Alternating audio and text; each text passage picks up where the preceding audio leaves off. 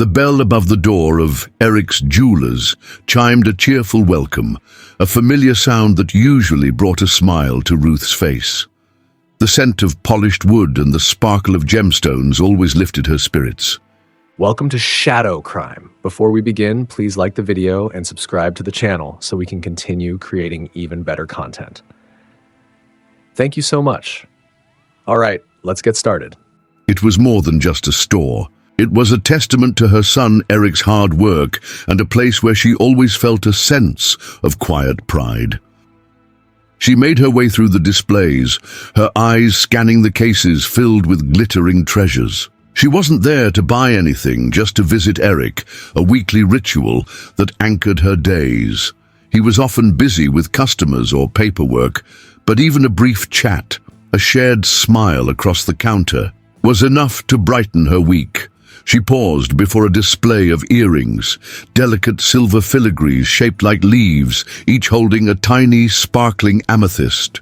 They reminded her of a pair she'd owned as a young woman, long lost to time and circumstance. She carefully reached out, her fingers slightly stiff with age, lifting one of the earrings from its velvet cushion to examine it more closely. The delicate silver felt cool against her skin. She held it up to the light, admiring the intricate detail, the way the amethyst captured the ambient glow. And then it happened. A momentary lapse in her grip, a slight tremor in her hand, and the earring slipped, falling to the plush carpet with a soft thud. Before Ruth could even bend down to retrieve it, a sharp, accusatory voice cut through the quiet murmur of the store.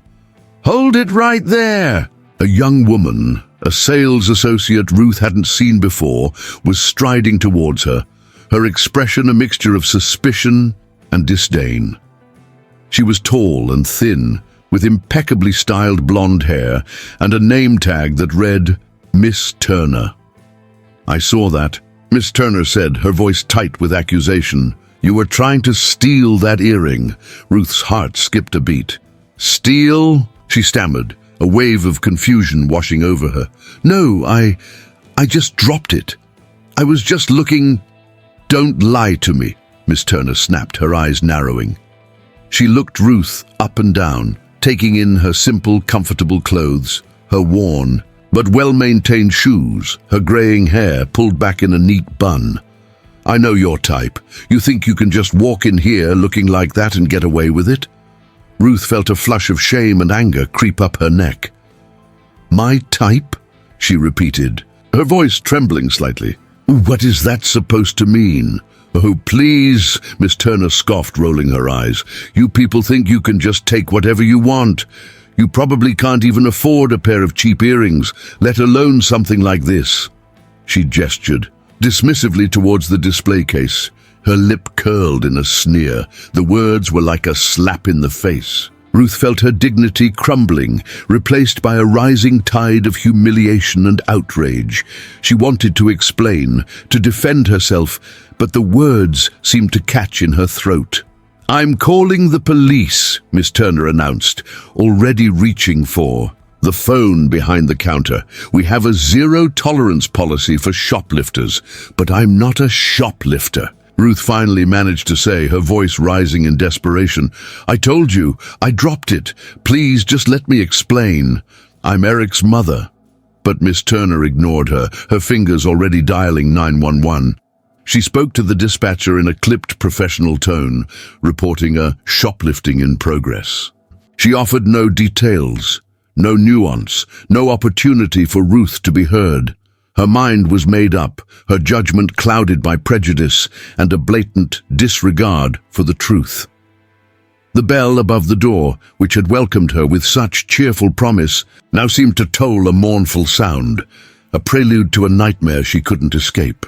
The arrival of the police officers was swift and, for Ruth, utterly terrifying. Two officers, a man and a woman, both young and seemingly indifferent to the nuances of the situation, entered the jewelry store. Their presence, meant to ensure justice, instead amplified the injustice unfolding. Miss Turner, playing the role of the aggrieved victim to perfection, pointed dramatically at Ruth. That's her. She tried to steal a pair of earrings. Without a word of inquiry to Ruth, without even a cursory glance at the earring lying harmlessly on the carpet, the male officer approached her, his hand resting on his holster. "Ma'am, we're going to need you to come with us." "Come with you?" Ruth's voice was a whisper, a mixture of disbelief and fear. "But I didn't do anything. I told you I just dropped the earring." Her pleas were met with stony silence. The officer produced a pair of handcuffs, the cold steel glinting ominously under the store's bright lights. The sound of the ratchets clicking shut around her wrists was like a thunderclap in the quiet store. Ruth felt a wave of dizziness, a sense of unreality washing over her. This couldn't be happening, not here, not in Eric's store, a place that had always represented safety, success, and family. She, a 70-year-old woman, a mother, a grandmother, was being treated like a common criminal, her dignity stripped away in front of strangers. The other customers in the store, a few well-dressed couples browsing the displays, watched the scene unfold with a mixture of discomfort and morbid curiosity. Some averted their gazes, unable to meet Ruth's eyes. Others whispered amongst themselves, their words inaudible, but their judgment palpable. The officers, their faces impassive, began to lead her towards the exit. Each step felt heavy, weighted down by the shame and the injustice of it all. She wanted to scream, to protest, to demand that they listen to her, but her voice seemed to have deserted her. As they reached the door, she looked back at the store, at the gleaming displays, the sparkling jewels, the carefully crafted ambiance of elegance and refinement. It was all a cruel mockery of the reality she was now facing. The place that had once filled her with pride was now the scene of her public humiliation. The sunlight outside was blinding, harsh. The walk to the patrol car felt like a perp walk, a public shaming broadcast to the entire world. She could feel the eyes of passers-by on her, curious, judgmental, unsympathetic. As they placed her in the back of the car, the reality of her situation crashed down upon her. She was being arrested. She was being taken away like a criminal. The injustice, the prejudice, the sheer cruelty of it all overwhelmed her. A sob escaped her lips, a sound of utter despair. She closed her eyes, wishing she could disappear, wishing this nightmare would end. But the cold steel of the handcuffs, the harsh reality of the police car were undeniable. Her world had been turned upside down, and she didn't know if she would ever be able to put it back together. The chime of the door, usually a welcoming sound, cut through the tense silence like a gunshot. Eric, returning from a quick trip to the bank, stepped into his store and froze, his blood turning to ice. The scene before him was a horrifying tableau. His mother, Ruth, being led out of the store in handcuffs by 2 police officers. "Mom!" Eric's voice was a raw cry of disbelief and anguish. He rushed forward, his mind struggling to process the impossible scene. "What's going on here? What are you doing to my mother?" The officers, startled by his sudden appearance, stopped just outside the door. Miss Turner, who had been standing behind the counter with a smug expression, stepped forward, her composure momentarily shaken. "Mr. Miller," she began, her voice regaining its usual tone of self-righteousness, "your mother was attempting to steal from the store. We caught her." "Steal?" Eric interrupted, his voice rising in fury. "My mother! Are you out of your mind?" He turned his gaze to the officers, his eyes blazing with anger. "Take those handcuffs off her, immediately!" The officers hesitated, glancing at each other uncertainly. They were caught between following their initial orders and confronting the irate owner of the establishment, a respected member of the community. "Sir," the male officer began, attempting a conciliatory tone, "we received a report of a shoplifting in progress." "A report from her?" Eric retorted, pointing a shaking finger at Miss Turner. "A report based on prejudice and lies. My mother would never steal anything. She's been coming to this store for years. She's the reason I have this store." He turned his full fury on Miss Turner. "You," he said, his voice low and dangerous, "are fired. Get out of my store right now." Miss Turner's carefully constructed facade of superiority crumbled. Her smugness vanished, replaced by a look of fear and panic.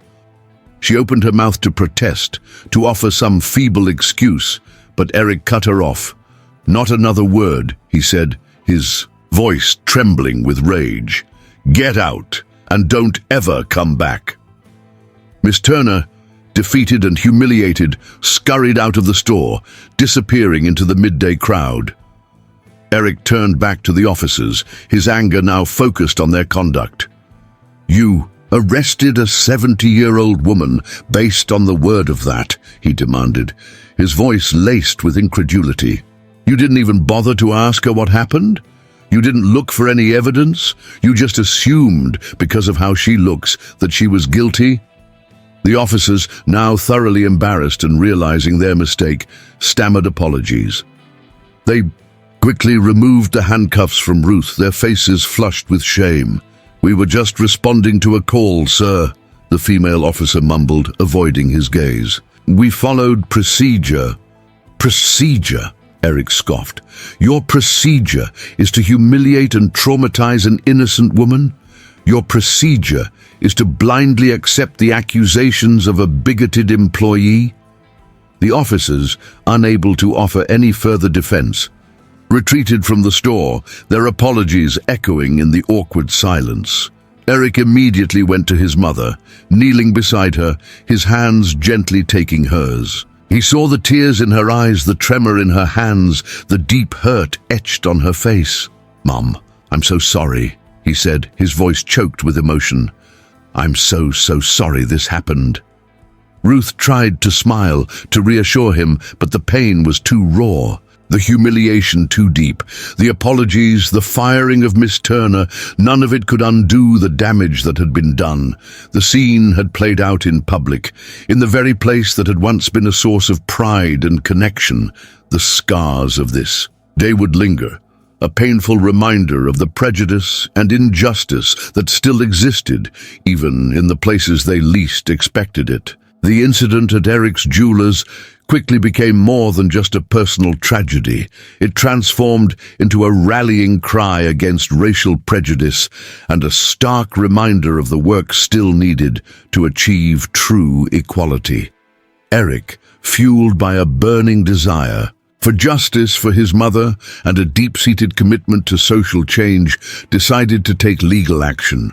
He hired the best lawyer in Portland, a seasoned civil rights attorney named Sarah Chen, known for her fierce advocacy and her unwavering commitment to fighting discrimination. They filed a lawsuit against Miss Turner, accusing her of assault, defamation, and intentional infliction of emotional distress. The evidence was overwhelming. The store's security camera footage clearly showed Ruth dropping the earring miss, Turner's aggressive confrontation, and the police officer's hasty and unjustified arrest. The video, devoid of any ambiguity, became a powerful indictment of Miss Turner's prejudice and the officer's failure to conduct a proper investigation. Case went to trial, attracting widespread media attention. The courtroom was packed each day with reporters, community members, and activists, all eager to witness the unfolding drama. Sarah Chen, in her closing argument, delivered a powerful indictment of Miss Turner's actions and the systemic biases that had enabled them.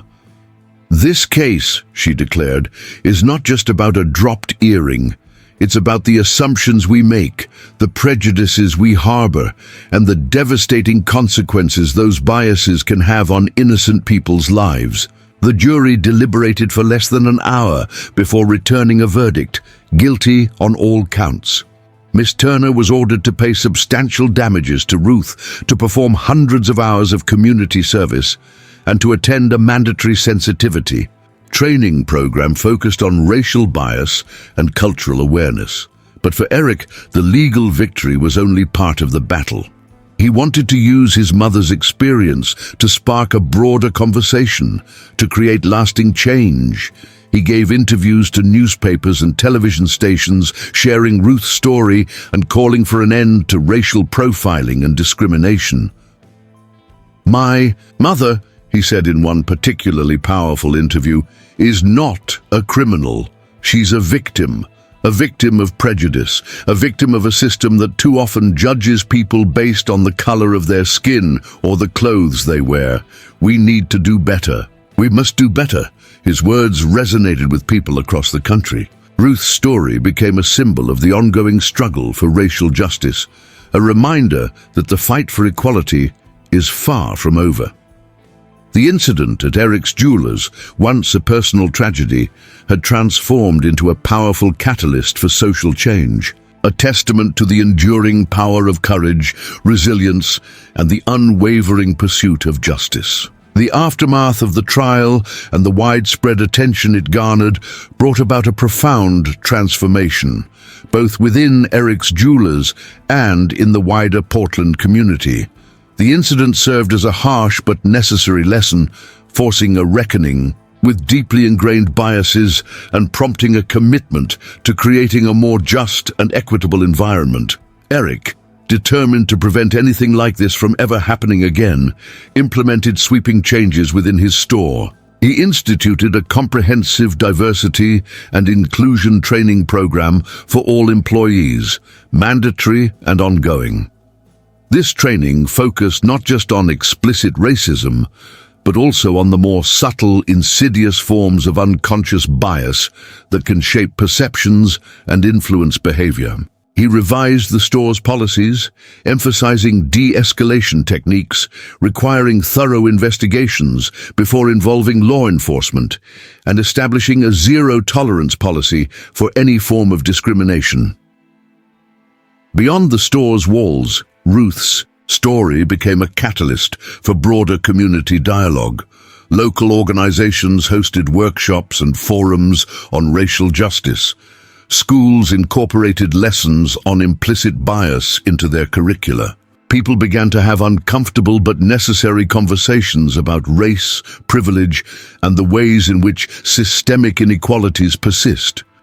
The community rallied around Ruth, offering her unwavering support and expressing their commitment to creating a more inclusive and welcoming environment for everyone. Neighbors who had once been strangers began to connect, sharing their own experiences and working together to build a stronger, more united community.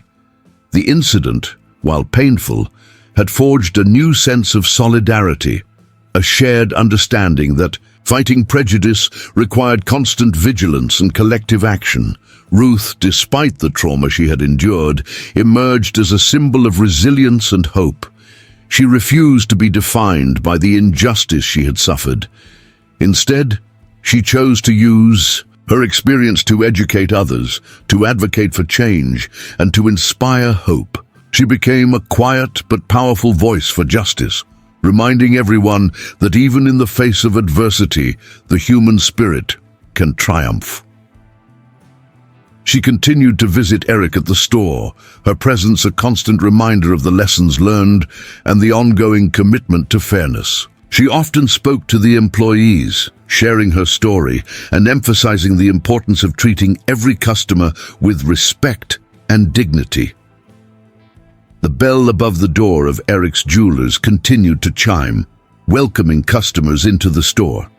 But now, it also carried a deeper resonance, a reminder of the transformative power of adversity, the enduring importance of empathy, and the ongoing struggle for a world where everyone is treated with the fairness and respect they deserve. Ruth's story, a testament to the resilience of the human spirit, served as a beacon of hope, illuminating the path towards a more just and equitable future.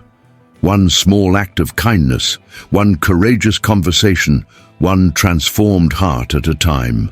The story of Ruth's wrongful arrest in her son's jewelry store is a poignant and powerful illustration of the enduring presence of prejudice in our society and the profound impact it can have on individuals and communities. While set in a specific, Context. The lessons it offers are timeless and universally relevant, particularly for those of us who have lived long enough to witness both progress and persistent challenges in the pursuit of equality. One of the most crucial takeaways is the reminder that appearances can be deceiving, and judging individuals based on stereotypes is inherently dangerous. Miss Turner's snap judgment of Ruth, based solely on her age, race, and attire, led to a cascade of events that caused immense pain and suffering. This underscores the importance of actively challenging our own biases, of making a conscious effort to see beyond superficial characteristics and to recognize the inherent worth and dignity of every human being. As we age, we accumulate a wealth of life experience, and we have a responsibility to use that experience to promote understanding and empathy, not to reinforce prejudice. The story also highlights the critical importance of due process and the dangers of unchecked authority. The police officer's failure to properly investigate Miss Turner's accusation, their willingness to accept her word at face value, resulted in a gross miscarriage of justice. This serves as a reminder that even those entrusted with upholding the law can be fallible, and that we must always be vigilant in demanding accountability and fairness from those in positions of power. As elders, we have a vital role to play in holding institutions accountable, in sharing our experiences, and in advocating for systemic reforms that protect the vulnerable and ensure equal justice for all. Furthermore, the narrative underscores the transformative power of courage and the enduring strength of family bonds. Eric's unwavering defense of his mother, his willingness to challenge both the employee and the police, was instrumental in righting a wrong. This speaks to the profound importance of family, the unwavering support we can find in those closest to us, and the responsibility we have to protect and advocate for one another, especially in times of adversity. Finally, the story offers a message of hope and resilience, emphasizing the potential for positive change, even in the face of profound injustice. Ruth's refusal to be broken by the experience, her decision to use her trauma as a catalyst for education and advocacy, is a testament to the enduring power of the human spirit.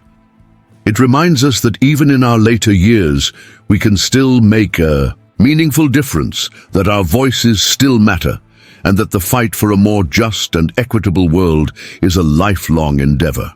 We must use our time, influence, and resources to leave a positive and long-lasting change, even if they are only small changes in society.